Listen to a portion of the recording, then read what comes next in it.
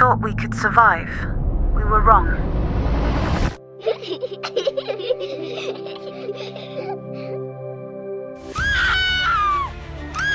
There are 513 people here, not one more.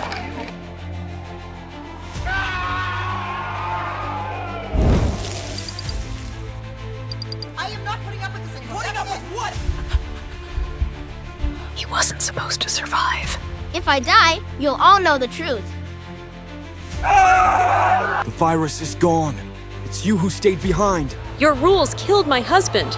Your son is a monster.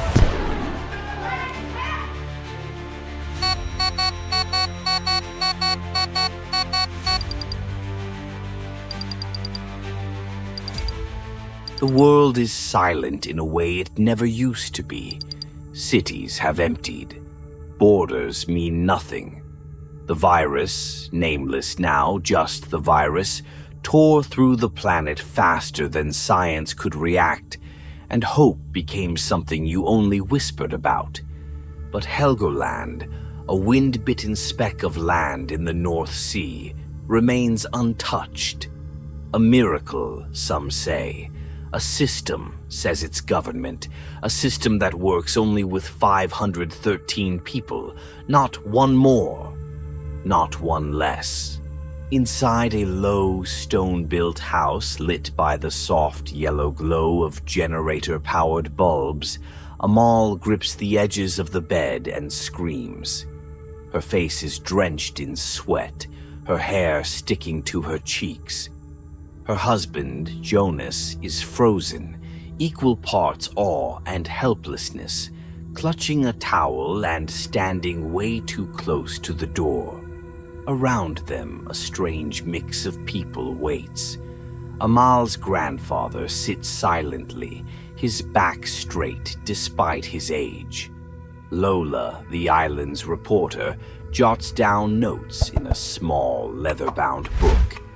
A few neighbors huddle near the doorway. It's supposed to be a private moment, but on Helgoland, privacy is a luxury no longer afforded.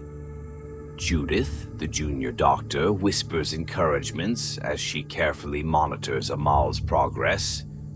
But when the baby starts crowning, she glances at the monitors and gives a quick nod. "Get Marek," she says. Dr. Marek arrives moments later, calm as ever, sleeves already rolled up. His presence shifts the room. He doesn't ask questions, just acts. Judith steps aside. In a few tense minutes, the baby is born, crying, red-faced, alive. "A girl," Marek says. A hush falls. Amal laughs and sobs at the same time, reaching for her child. Jonas takes a step forward as if just remembering he's the father. Everyone exhales. The grandfather stands slowly. He walks over to Amal and kisses her on the forehead. "She's beautiful," he says. Then he turns and walks out of the house. Nobody stops him. Nobody even asks if he's sure. Lola follows, camera in hand. By the time she gets to the edge of the cliff, the sky is purple with the first hints of dawn. The grandfather stands facing the sea. Behind him, the island remains, safe, sealed, clean. Below, endless water. He looks over his shoulder at Lola and gives a nod, not of sadness, but of resolution. She raises her camera. Then he steps forward, vanishing into the wind and spray. It should have ended there. Back at the house, Amal screams again. Judith rushes to her side, checking vitals. Marek turns back from where he was washing up. It's not a complication. It's something else. Another head is crowning. "What the hell?" Judith whispers.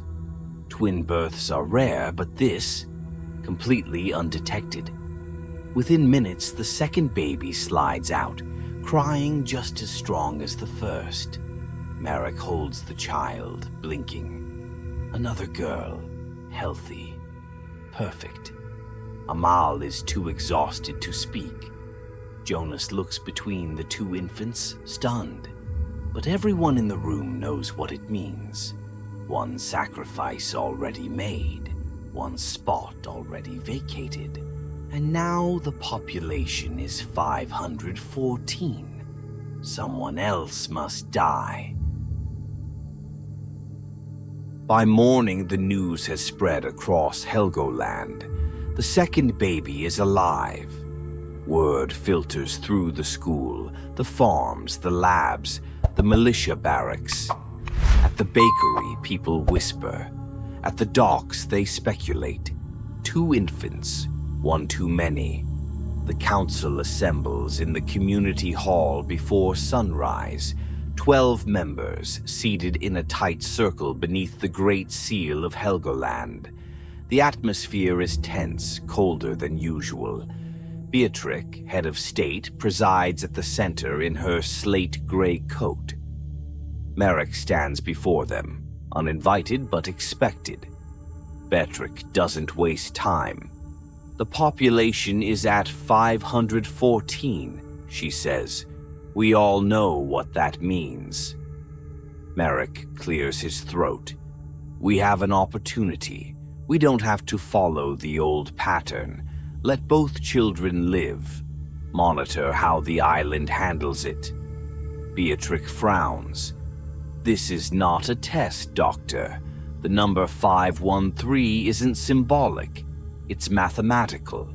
Based on available food, medicine, power, waste management, oxygen, everything. Your mathematician, Merrick says, was a retired biology teacher with a calculator and a notebook. He's been dead for years. Maybe it's time to run the numbers again. A few council members shift in their seats, but no one speaks. Beatrix leans forward. If we make an exception once, we'll make them again. And then we'll be no different from the mainland. Chaos, collapse, infection. That's what this number prevents. Order, safety. Merrick looks at her, silent now. He knows the room is already lost. Later that day, Lola's latest report airs on public broadcast. It explains what everyone already suspects. A vote will be held to decide who must die to restore balance. The broadcast also reveals something else, something more dangerous. A live feed of the population ranking table, 513 names, and at the bottom, 3 people, highlighted in red. Number 511, Christian, 17, brash, reckless. Recently crashed a truck into a storage unit while racing for fun. Beatrix had to mediate the cleanup herself.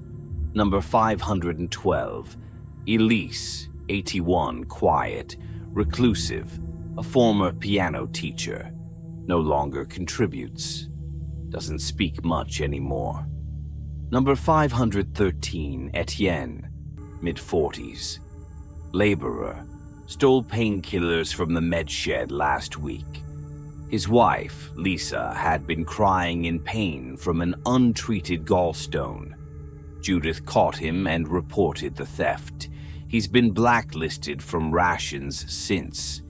In a small, dim apartment, Christian and his friend Hendrik stare at the screen. Christian starts pacing. Shit, I'm dead. I'm so dead. Hendrik watches calmly.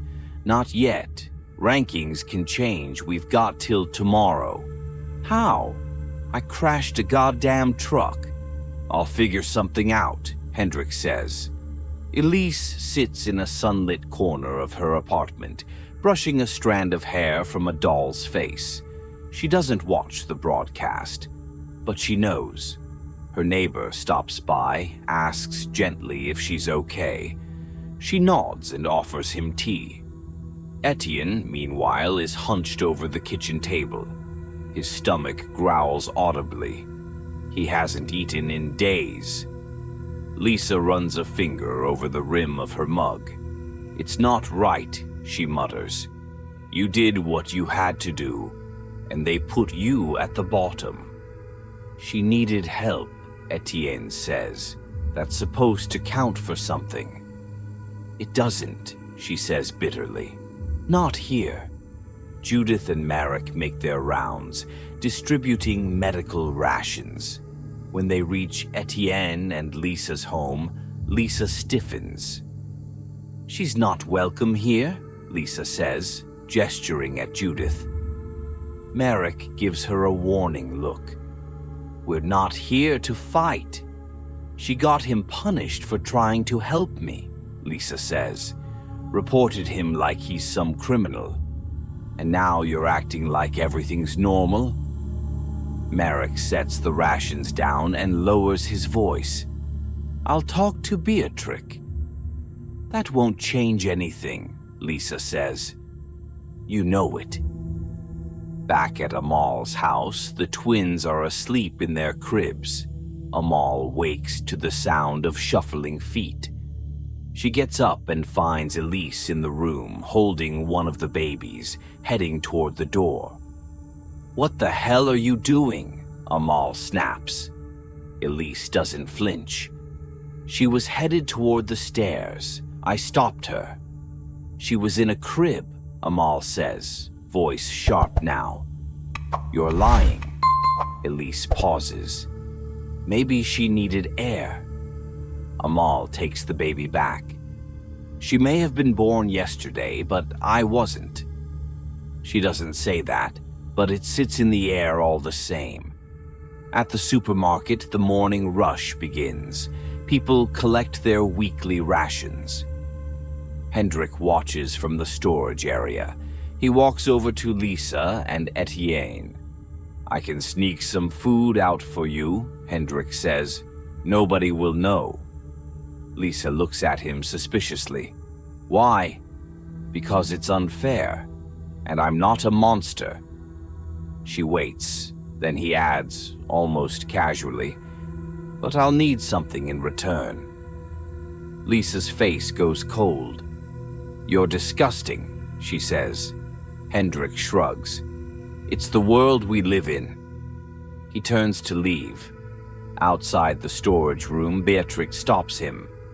I've heard things, she says, low and quiet. He smiles. Nothing I can't handle. You're not untouchable, she says. Even I can't protect you forever. He says nothing, because they both know, so far she has. That night in the lab, Marek watches his patient, the infected man from the mainland, twitch under a blanket. The new antiviral hasn't worked. The man is dying. Before he loses consciousness, Marek asks him, "What's it like out there?" The man doesn't hesitate. Worse than you think. You never know who's infected. Never know who's next. Everyone lies. Later, Marek eats a cold meal in silence while Lonis, his son, bursts in. I volunteered, Lonis says, for the next mission to the mainland. No, Marek says instantly. You don't get to decide. We're not going to find a cure sitting here, Lonis says. You know that. The mainland has what we need. Marek doesn't answer. He just stares at his food. Somewhere on the island, someone is dying for the second baby. Somewhere else, someone is preparing to die again. The system is in motion. The vote is coming. And everything is unraveling. The vote is set for sundown. The entire island of Helgoland prepares. Shops close early. Fields are left untended. No one wants to miss it. These votes are rare but sacred, an ugly necessity baked into the island's survival. In the central square, the platform is already set. 3 chairs stand to the side, one for each nominee: Christian, Elise, Etienne. Behind them, the screen with the population table flickers, the bottom names still highlighted in red. Marek stands near the back, arms crossed, watching as people file in. Lisa sits beside Etienne, gripping his hand. He looks pale, thinner than he did even a week ago. She feeds him glances of quiet defiance. They're not going to take him without a fight, not this time. Judith takes her spot among the medical staff, clipboard in hand, trying to avoid Lisa's gaze. Lola is already recording, her camera pointed at the crowd, then at Beatrix, who steps onto the stage. Beatrix clears her throat. We are gathered today under the same principle that has kept us safe for 16 years. Order through balance, balance through sacrifice. We thank Amal and Jonas for their beautiful children, and we honor the man who gave his life so that one of them could live. Now we must decide again. Whispers ripple through the crowd. Beatrix turns to the 3 nominees. Each of these individuals has had the chance to contribute to this community. We do not take this decision lightly. The vote is private, recorded through biometric scans. You may begin. One by one, the citizens step forward, each placing their hand on the scanner. The system records their vote. Silent, efficient. Names don't need to be spoken. The system knows who is being chosen. Christian doesn't sit still. He shifts, wipes sweat from his forehead. Elise sits like a statue, unreadable. Etienne keeps his eyes on the ground. After 30 minutes, the final vote is cast. The system tallies it in real time. On the screen, a red box flashes beside Etienne's name. Chosen. Sacrifice confirmed. Lisa gasps. Etienne closes his eyes. People begin to disperse. Another one done. Another life weighed and dropped. But then Lisa stands. No. The word cuts through the noise. No, she repeats louder. I'm not letting this happen. She steps forward. Security tenses, but Beatrix raises a hand, stopping them. Lisa's voice shakes but carries. You voted to kill a man who stole painkillers. For me. Because I was screaming through nights with no help. Meanwhile, Hendrik, your son, Beatrix, has been abusing women, stealing rations, trading food for sex. Gasps, murmurs. Beatrice's expression doesn't change. Lisa keeps going. He offered me food in exchange for my body. I said no, but I know others who didn't have that choice. Beatrix finally speaks. This is not the time. It's exactly the time, Marek cuts in. Let her finish. A moment of standoff. Then Beatrix nods stiffly. Lisa turns to the crowd. If you've had any experience with Hendrik, now is the time to speak. Silence. Then a hand rises. A woman named Freya steps forward. 3 months ago, he told me I'd lose my med rations if I didn't meet him behind the depot. Another voice, Annika, the baker's daughter. He threatened my brother, said he'd drop his ranking unless I cooperated. One by one, women speak, not all in detail. Some just nod. The mood shifts. Beatrix's eyes scan the crowd. She tries to speak, but is drowned out by the rising noise. Marek steps up. This information changes the table. Hendrik has committed crimes, violence, coercion, resource theft. Those place him below Etienne, below Elise. below anyone. A council member, Garrett, nods reluctantly. We should vote again. Beatrix's voice sharpens. We are not redoing votes on public outcry. That's mob rule. No, Garrett says, standing now. It's justice. Beatrix looks stunned, then angry. But the momentum is gone. A new vote is announced. People line up again. This time they vote not for sacrifice, but for punishment. The screen lights up. Hendrik is chosen. Overwhelmingly. Beatrix doesn't flinch. No, she says. I won't sign the order. He's my son. Marek stares at her. So he gets immunity? I'm not condemning him to death. The crowd roils, noise swelling, people shouting. Someone throws a bottle. Then the pastor steps forward, calm in his black coat. He raises a hand. We cannot ask a mother to execute her own child, he says softly, but we can remove him from here. Exile. The word settles like a stone. Beatrix swallows hard. He'll be banished to the mainland, effective immediately. The crowd accepts, barely. Hendrik is dragged from his post by 2 guards. He doesn't speak, doesn't fight. Beatrix won't meet his eyes as he's led away. But just before the truck doors close, she slips something into his hand. A small silver charm, her lucky token. He takes it without a word. Marek watches from the edge of the square, his jaw tight. It's a victory, but not a clean one. The system cracked today, not broken, not collapsed, but people saw that it could bend, saw that fear could be named, that power wasn't invincible.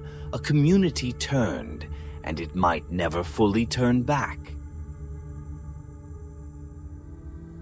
The boat rocks gently, barely audible over the drone of the engine. Wind howls across the deck as the coast of the mainland creeps into view, a gray, crumbling shadow of the world that once was. Lonus stands near the railing, helmet on, visor down. He's silent, breath fogging the inside of his mask. The others around him, 6 militia soldiers in full gear, move with practiced precision. Only Captain Mia speaks, barking final instructions. Stay sharp, don't trust anyone. We're here for one thing: supplies. Lonus tries not to show his nerves. He signed up for this. Volunteered. Told himself it was the only way to save the island, to find the truth. But now that he's here, the world feels wrong, like it's waiting to swallow him whole. When they land, the team splits. Mia orders Lonus to guard the boat. You're not trained, she says. You're here because your father pulled strings. He protests. She ignores him. They vanish into the ruins, rifles raised. He waits. An hour passes, then 2. Lonus can't take it. He grabs a flashlight, checks his gear, and steps off the dock. The mainland is a graveyard, burned out buildings. Graffiti scrawled on walls in languages he barely remembers. We're still here.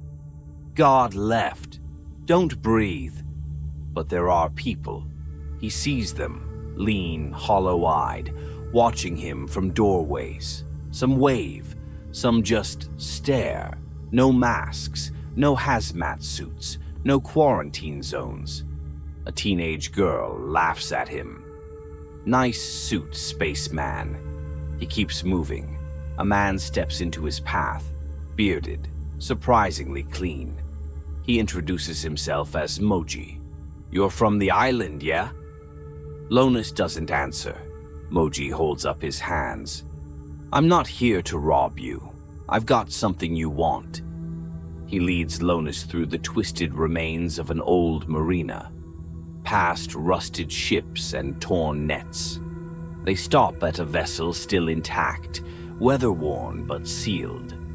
Inside, order, clean surfaces, cold storage, labeled crates.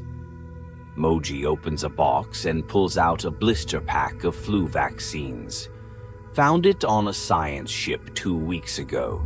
There's more. Antibiotics, antivirals, diagnostics, even a working PCR rig.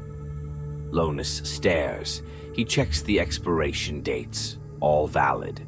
All real. Why show me this? Because I want asylum, Moji says. Me and my people. We've survived. We've got knowledge. We're not sick. Lonus hesitates. I can't make that promise. Then bring someone who can. Behind Moji, 2 others step into the light, both armed, both alert. Moji's tone changes.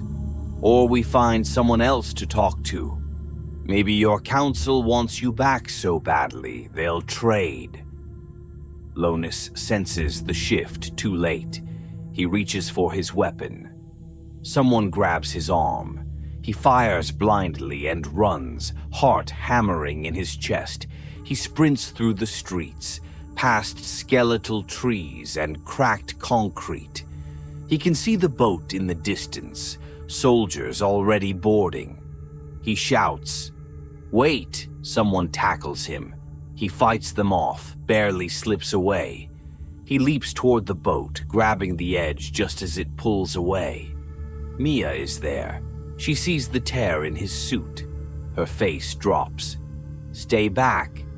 "I'm clean," Lonus gasps. "You might be," she says. "Or you might not." A sharp pain in his side, tranquilizer. He collapses. Back on Helgoland, alarms ring in the medical center. Merrick stares at the report. Incoming patient. Possible exposure. He's already halfway to the quarantine ward when they tell him who it is. Lonus. Disinfected. Contained. Pale and groggy on the cot. Merrick stands behind the glass, frozen. They let him in. He takes a sample. Tries to stay calm. His hands don't shake, but inside, everything breaks. Lonus tells him about the ship, about the real medicine, about Moji's words. He said the virus is gone, Dad. Merrick says nothing. Outside the room, another soldier arrives, Hines, who also had suit exposure. He's coughing hard. A rash spreads across his back. He is infected. Merrick stares through the glass at Lonus, his only child, his last link to anything good. If Hines is infected, Lonus might be too. If Lonus is infected, then so is the island. And if the virus is here now, it means everything they've built, every sacrifice, every vote, every death, it was all for nothing. The wind howls across Helgoland that night. Doors stay shut, lights dim, and inside the lab, Merrick watches the first cell cultures. He waits for the virus to appear. 1 minute, 2. A single red dot blinks on the screen. Then another, and another.